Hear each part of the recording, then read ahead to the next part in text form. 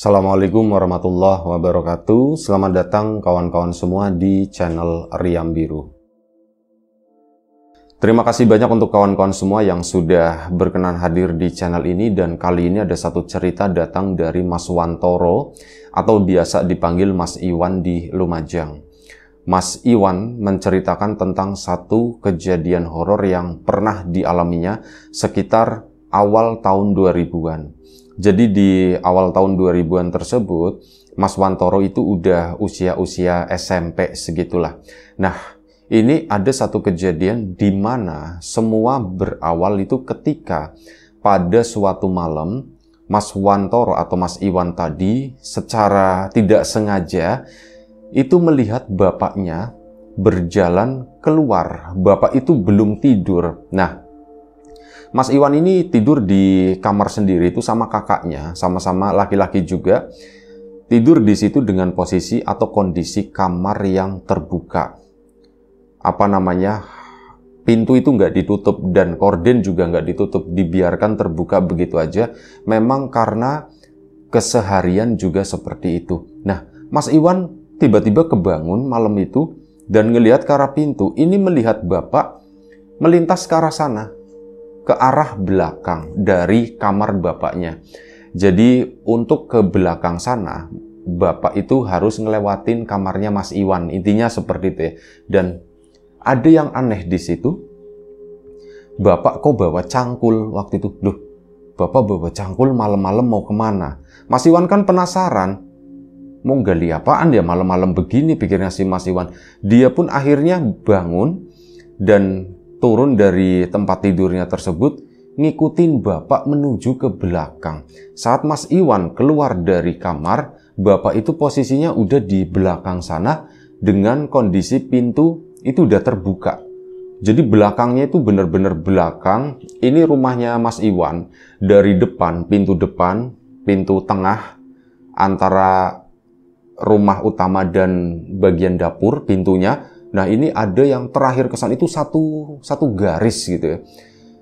Sampai ke belakang itu menuju ke kebun, menuju ke pekarangan belakang rumah itu nyambung terus begitu. Nah, ini kan Mas Iwan dari kamar begini tuh ngelihat, oh bapak ke belakang ngapain?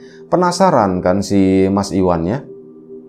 Diikutilah mendekat ke situ, ke sana, keluar juga Mas Iwan ke arah belakang. Nah, saat di belakang situ melihat bapak ini, oh ya, kondisi bapaknya waktu ke belakang sana itu udah buka baju, cuman pakai celana bawahan doang. Nah, ini bapak mulai menggali tanah di situ yang mungkin jaraknya sekitar 5 meter dari pintu belakang tersebut ya. Kesana lu bapak gelap-gelapan begini itu nyangkulin tanah itu kayak mau bikin galian apa gitu kan. Mas Iwan kan ngeliatin, Pak, bikin apa Pak? Ditanya begitu sama si Mas Iwan. Bapak itu berhenti dan cuman begini doang, ngasih tanda diem jangan berisik, intinya begitu. Mas Iwan pun kan ya cuman ngeliatin gitu ya. Ngeliatin di sana bapak itu ngegali dan ngegalinya itu kayak cepet banget. Mas Iwan kan pengen ngebantuin. Mendekat ke arah situ, si bapak kayak nggak peduli gitu ya, nggak ngomong, nggak ngapa-ngapain, pokoknya cuma ngegali jerak-jeruk. Mas Iwan ya bingung di situ, Pak. Dipanggil-panggil lagi-lagi, bapaknya itu cuma berhenti begini, cuman kali ini tuh nggak nengok ke arahnya Mas Iwan, tetap ngelihat ke arah bawah sana, digali terus sampai Mas Iwan kan nyadar, ini kasihan ya gelap-gelapan seperti itu nggak kelihatan. Mas Iwan pun akhirnya inisiatif, aku ke belakang, aku mau ke dalam sana, mau ngambilin senter buat bantuin bapak biar nggak gelap-gelapan kayak gitu. Nah, senter itu kan ada di kamar orang tuanya. Akhirnya Mas Iwan balik masuk ke sana, ke dalam rumah, masuk ke kamar bapaknya. Di situ, masuk ke situ, nyariin, oh senter itu ada di atas meja di sana. Senter diambil mau keluar. Mas Iwan sempat mikir, bapak lagi tidur. Lah, itu yang di belakang itu siapa gitu kan? Ini bapak kok tidur di kamar, kata si Mas Iwan. Lah, itu yang di belakang siapa ya? Itu yang di belakang siapa? Akhirnya bangunin bapaknya yang lagi tidur kan. Pak, bangun, kata si Mas Iwan. Iya Wan, kenapa Wan? Ada apa Wan? Bilang, kamu bawa senter mau kemana? Ditanya si bapak. Pak, bapak bukannya tadi ke belakang Pak? Hah? Bapaknya bingung kan dibegituin. Bapak nggak ke belakang, bapak nggak kemana-mana. Orang dari tadi bapak cuman di sini, bapak tidur katanya begitu. Ke belakang apa? Pak, sumpah di belakang itu ada orang Pak. Itu bapak lagi gali tanah. Itu bilangnya begitu. Wah, gali tanah gimana Wan? Ibunya kan akhirnya bangun kan. Kenapa Wan? Ada apa Wan? Bu, bapak ada dua Bu. Satu di belakang sana lagi ngegali tanah. Ini bapak yang satu lagi tidur, kata si Mas Iwan. Ini aku ambilin senter, soalnya kasihan. Di belakang itu gelap-gelapan kayak gitu ngegali tanah. Nah bapaknya kan akhirnya bangun. Di mana? Kata si bapak. Ya di mana? Di mana? Ayo tunjukin. Dan ya bapaknya juga lumayan kaget karena apa? Pintu belakang rumah itu pun terbuka ke arah kebun sana. Duh, kan pintunya kebuka begitu. Iya, orang bapak di sana, bapak lagi nyangkul. Mas Iwannya pun bingung ya. Gimana cara ngomongnya gitu. Orang aku dari tadi nemenin bapak di belakang, di situ ngeliatin lagi ngegali tanah. Akhirnya apa? Ikutlah bapaknya, ibunya juga ikut. Si kakaknya namanya Mas War itu pun dibangunin sama ibunya. War, bangun. Apa bu? Sini ikut ke belakang. Akhirnya si Mas War pun ikut. Mereka berempat semuanya ke belakang sana menuju ke arah kebun. Dan begitu sampai di kebun, di sana mereka tuh nggak ngelihat apapun, nggak ada tanah digali atau apa, cuman ada cangkul di situ. Dan itu adalah cangkul bapaknya yang disimpannya itu di depan rumah, bagian depan rumah. Bapaknya Mas Iwan sendiri itu sering berladang gitu ya. Jadi keluar masuknya itu kan depan rumah di situ. Jadi ya cangkulnya itu ditaruhnya di sana, malah di luaran, di teras di situ.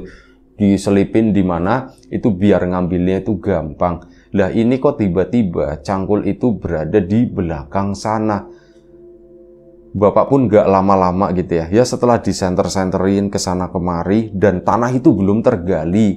Sementara Mas Iwan sebelumnya itu udah ngelihat bapaknya itu udah ngegali lumayan cukup dalam dan itu lumayan cepet ngalinya itu. Sampai Mas Iwan berpikir, oh ini udah gelap nih di dalam sana nih, butuh bantuan penerangan. Makanya dia ngambil senter ke dalam sana. Bapak nyanterin gitu kan, ya nggak ada apa-apa di sana. Akhirnya bapak pun udah yuk masuk, kata bapak itu begitu. Akhirnya masuklah Mas Iwan dan keluarganya itu, pintu belakang langsung ditutup grep gitu.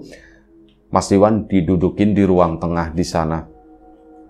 Ditanya-tanya sama bapak, gimana Wan kejadiannya? Ya kejadiannya sama seperti yang diceritakan di awal tadi. Sampai akhirnya udah sekarang istirahat ya. Itu mungkin kamu kayak mimpi gitu, kayak kamu ngelihat sesuatu, kata si bapak. Udahlah, itu kayak cuman pikiran kamu aja, kata si bapak. Itu begitu nenanginnya. Cuman bagi Mas Iwan, itu mungkin memang bisa jadi seperti itu. Tapi kata Mas Iwan, kalau itu mimpi, ini kok rasa-rasanya terlalu nyata gitu ya.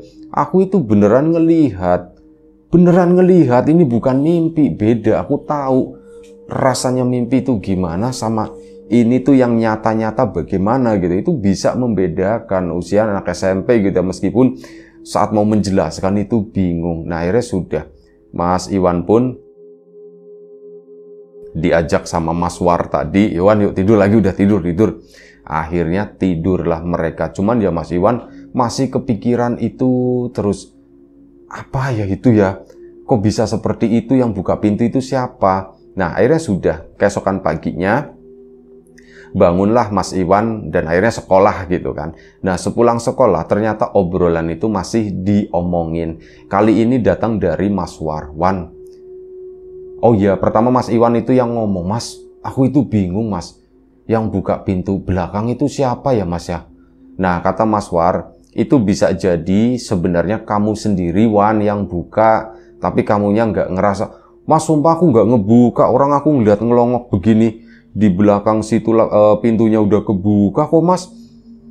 Ya pokoknya kayak gitulah, kata si Mas War itu. Ya kamu namanya juga nggak sadar, ya kamu pikir itu yang ngebuka orang lain atau yang mirip bapak atau gimana. Udah, waktu pun berjalan, cerita itu lumayan nyebar di tetangga-tetangganya ya gitu. Semalam Iwan itu ngalamin kejadian begini-begini. Nah udah. Waktu pun berlalu, kondisi kehidupan juga kembali normal lagi. Mas Iwan pun udah nggak melihat sosok-sosok seperti itu lagi. Sampai akhirnya tuh begini. Entah udah berapa minggu gitu ya, mungkin udah hampir 1 bulan kali. Nah di situ mulai memasuki musim penghujan. Jadi hujan pertama, kedua kayak gitu itu udah mulai turun. Tanah pun udah mulai sedikit basah. Meskipun belum ada genangan air gitu ya, baru basah-basah seperti itu. Dan malam itu tuh hujan, gerimis lebih tepatnya. Mas Iwan bangun, nggak tahu jam berapanya itu, nggak tahu. Dia itu dari posisi tidur karena gerah gitu ya, mau hujan itu tadi. Mas Iwan pun bangun dan nyari kipas gitu ya, dikipit-kipitin gitu kipas. Setelah itu baru gerimis itu tiba, turun maksudnya. Nah gerimis turun, Mas Iwan sambil kipas-kipas begini tidur sama Mas War ya. Mas War ya, kali ini tuh kebalikannya. Sebelumnya waktu malam itu, Mas Iwan itu yang tidur deket tembok. Kali ini Mas War yang tidur deket tembok, Mas Iwan yang deket pintu. Lagi kipas-kipasan begini, Mas Iwan itu ngelihat set di pintu, ada yang lewat dan dia itu berhenti di depan pintu sana. Mas Iwan kan nengok ke samping, itu bapak lagi. Bapak cuman kali ini tuh pakai bajunya baju seperti yang biasa dipakai sama bapak. Kaos oblong warna putih gitu ya, kaos-kaos daleman swan seperti itu. Bapak bawa cangkul juga. Cuman kali ini pakai topi ini ya, topi petani ya. Kalau sebelumnya itu nggak pakai. Loh, bapak mau kemana? Berhenti sebentar di situ, terus bapak lanjut jalan lagi ke belakang. Mas Iwan pun akhirnya ngikutin lagi. Ini bapak yang asli bukan ya? Bukan ngikutin, sebelumnya dia tuh cuma ngelongok begini aja. Bapak itu beneran keluar ke belakang sana, padahal kondisi itu lagi gerimis lumayan cukup ini ya, lumayan cukup deres. Dan Mas Iwan kan berpikir, jangan-jangan bukan bapak lagi, itu bapak palsu lagi. Akhirnya apa? Mas Iwan nengok ke dalam kamar, dicek. Pas dicek begini, oh bapak ndak ada. Berarti itu beneran bapak. Cuman mau ngapain ke sana malam-malam begini, gerimis-gerimis lagi. Mas Iwan lagi-lagi dia penasaran, dia pun ngikutin ke belakang sana. Diikutin sampai di pintu belakang yang gelap-gelapan seperti itu. Dan Mas Iwan belum ambil senter ya waktu itu ya. Ya karena barangkali senternya udah dibawa sama bapak atau gimana. Ini si bapak mulai menggali tanah. Mirip kejadian seperti yang sebelumnya itu. Cuman bedanya dari pakaian sama suasananya. Kalau kejadian sebelumnya itu kan nggak gerimis. Ini tuh gerimis-gerimis sama bapak itu pakai topi petani. Gerak-geruk, lagi-lagi senter itu nggak ada, gelap di situ. Pak, dipanggil kan sama Mas Iwan, dipanggil lagi, Pak. Bapak itu nggak menjawab kali ini, nggak pakai kayak gitu pun enggak. Dia itu terus nyangkul, terus gerak-geruk terus, nggak menjawab, nggak menoleh apapun. Pak gitu kan. Pak mau ambil senter Pak, kata si. Karena Mas Iwan itu udah yakin ini bapak beneran gitu ya, bukan bapak yang seperti sebelumnya. Pak mau ambil senter Pak. Tetap nggak ngomong, diem aja, tetap sibuk nyangkul. Posisinya tuh ngebungkuk ya. Dan akhirnya inisiatif lah Mas Iwan. Oh mungkin nggak denger kali ya gara-gara gerimis, tapi gerimisnya nggak berisik-berisik banget. Mas Iwan pun masuk ke dalam rumah sana. Lagi-lagi mau ngambil senter.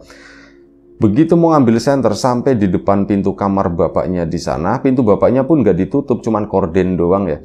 Nah begitu masuk ke sana, kaget bukan main. Dah, bapak di sini, bapak itu lagi tidur juga, kayak kejadian sebelumnya. Mas Iwan, Pak, dibangunin kan si bapak. Pak, iya kenapa Wan?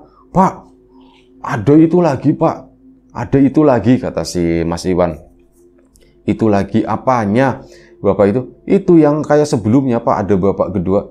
Udah Wan, tidur Wan, udah malam Wan. Bapak itu kayak nggak nanggepin, mungkin ngantuk banget atau gimana kali ya. Bapak itu nggak nanggepin, cuma kayak udah tidur Wan, sana tidur gitu. Udah malam nih lagian gerimis-gerimis begini, udah tidur sana tidur. gak ditanggepin, dan akhirnya apa? Mas Iwan itu ambil senter. Ya wis lah, senternya tak ambil, bapak pun putar badan ngadep ke sana, ngadep ke arah ibunya. Mas Iwan keluar kan, ambil senter ke arah belakang sana. Ini beneran bapak atau bukan sih? Kok ada dua begini? Disenterin, senter itu udah dinyalain dari arah dalam.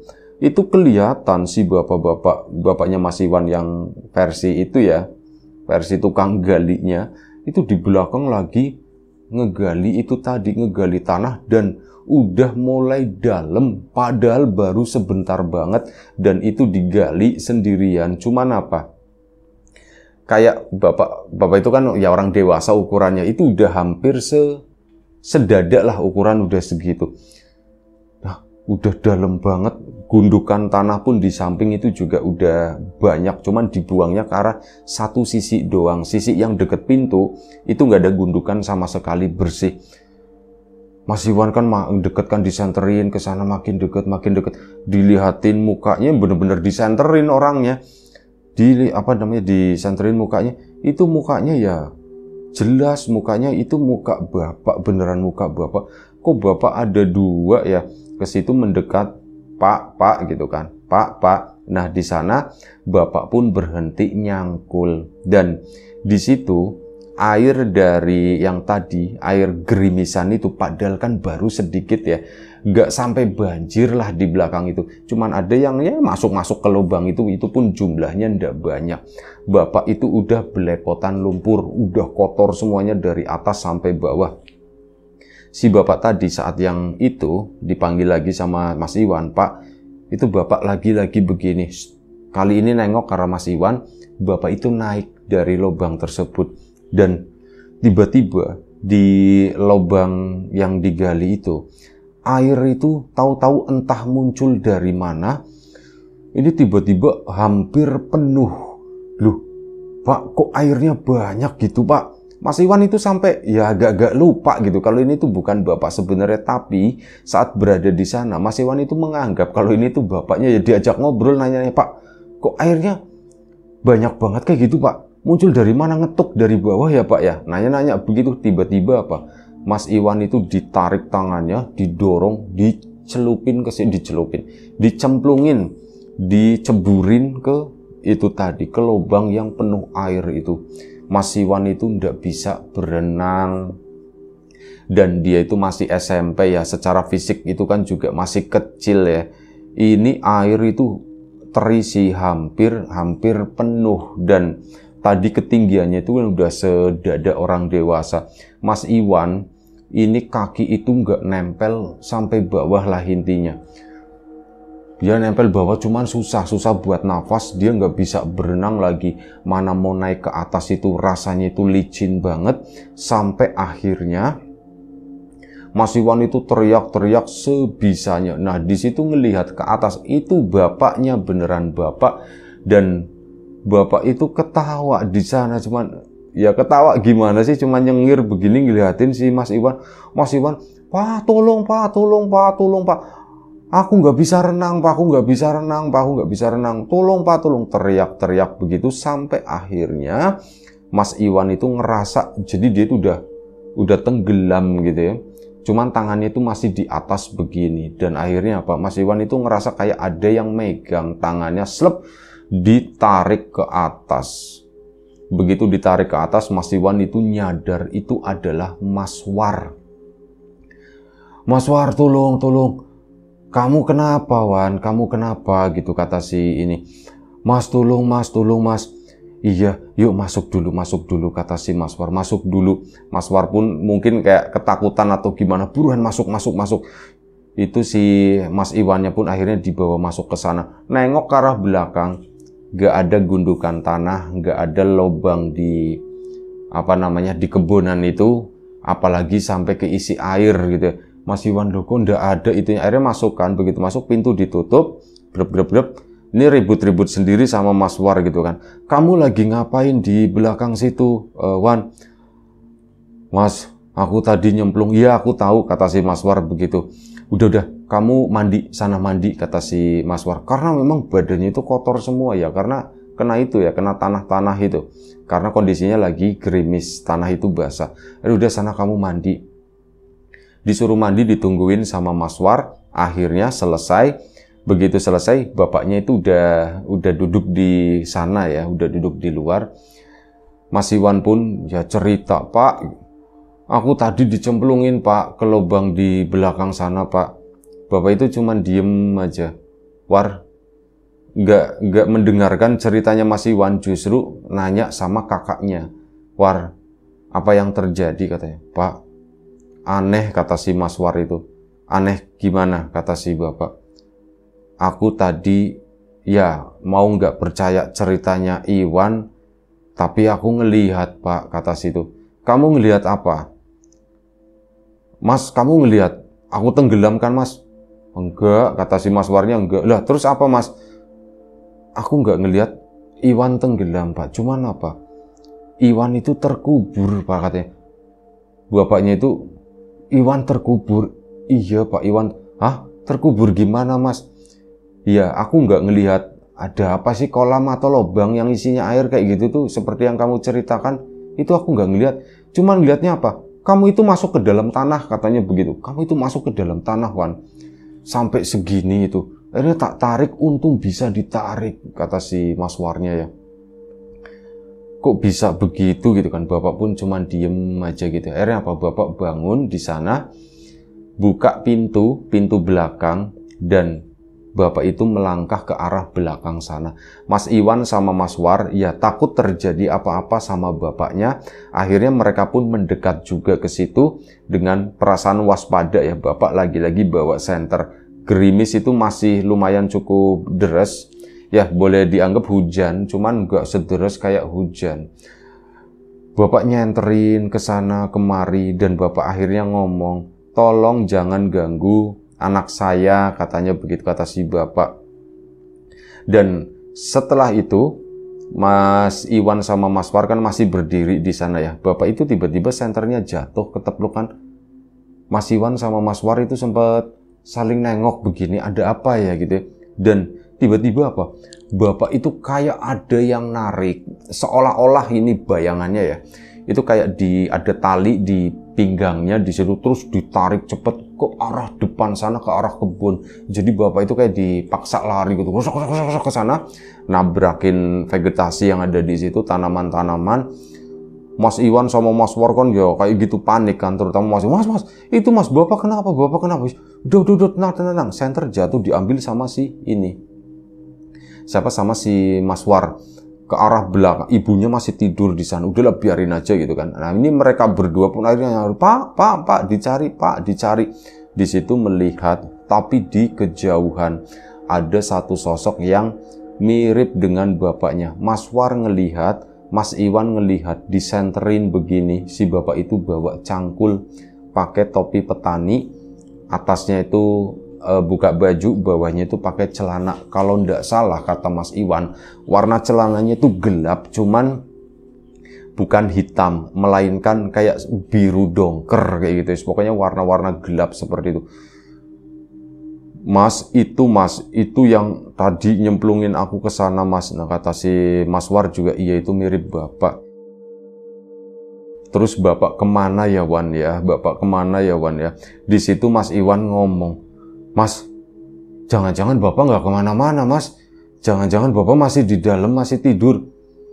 Mas War pun kepikiran, iya Wan ya, jangan. Udah masuk. Akhirnya masuklah mereka ya, si sosok tadi. Begitu mereka memutuskan masuk, sosok itu tuh lari menuju ke arah mereka. Ya mereka berdua jadi ketakutan kan. Lari juga masuk ke dalam rumah, pintu langsung ditutup brak. Langsung menuju ke arah dalam sana. Kaki belepotan segala macam. Terus si Mas Iwan juga waktu itu belum ganti baju, cuman pakai handuk doang. Masuk ke dalam sana, ke dalam rumah. Bener, bapak itu masih tidur di kamar. Pak, bangun pak. Ngelihat Iwan, ngelihat si Mas Iwan pakai gitu dong. Luan, kamu habis ngapain? Kata si bapak. Pak, sini dulu pak, aku mau cerita pak. Si Mas War yang mewakili, Pak. ada kejadian ini yang gak wajar Pak di sini Pak, kata si Mas War itu usianya beda sekitar 5 atau 6 tahun dari Mas Iwan. Jadi kalau diperkirakan ya waktu itu dia udah nggak sekolah gitu ya, cuman nggak melanjutkan ke bangku kuliah atau apa, melainkan Mas War itu kerja. Ini ngomong menjelaskan dengan lebih baik lah kata Mas Iwan ya. Pak, aku begini Pak. Ngelihat Iwan seperti ini gitu kan. Aku udah cerita ke Bapak sebelumnya. Kamu cerita apaan? Orang Bapak itu tidur kata situ kan. Yes, tetap akhirnya diulangi, diceritakan itu. Bapak pun bangun, ya sudah. Malam ini kita melekan ya kata Bapak. Waktu itu jam, kalau ndak salah kata si Mas Iwan itu sekitar jam 1:30 pagi lah. Malam ini kita melekan ya. Iya Pak. Pak, nanti aku besok sekolah gimana Pak? Aku libur ya Pak ya? Iya, kamu besok izin dulu kata si Bapak. Akhirnya sudah, malam itu melekan, Mas Iwan ganti baju, disuruh ambil wudhu dan sebagainya. Ibunya pun dibangunin, sama berempat mereka gelar tikar di ruang tengah di situ. Mereka itu melakukan ya sholat malam, habis itu mereka itu berdoa dipimpin sama Bapak. Berdoa pun dengan cara melingkar gitu ya, saling berhadap-hadapan. Dan ya Mas Iwan sendiri nggak ngerti apa yang didoain segala macam, cuman kata Bapak itu sebenarnya entah kayaknya sebulan atau sebulan setengah yang lalu ya Bu ya, Bapak itu pernah mimpi. Jadi mirip banget dengan apa yang diceritakan oleh Iwan. Bapak itu mimpi di belakang sana, itu di belakang rumah jarak 5 meter, ada sebuah lubang di situ. Ada belumbangan kata si Bapak ya, ada lubang dan yang ndak tahu itu yang bikin lubang siapa, Bapak ndak ngerti, tapi dalam mimpi Bapak itu tuh ada. Nah akhirnya dari situ Mas War pun, Pak, gimana kalau kita gali di situ Pak, barangkali ada sesuatu. Bapak pun setuju gitu ya. Akhirnya ya sudah. Setelah itu, malam itu mereka tetap berdoa sampai subuh gitu. Nah, habis subuh pagi mereka baru pada tidur gitu, lanjut tidur yang ngantuk. Kalau bapaknya sih enggak. Bapak itu pergi ke seseorang konsultasi di sana dan saat pulangnya ya mau melaksanakan hal tersebut dan siang harinya itu pun akhirnya dieksekusi dilakukan oleh Bapak sama Mas War. Mas War pun libur kerja akhirnya.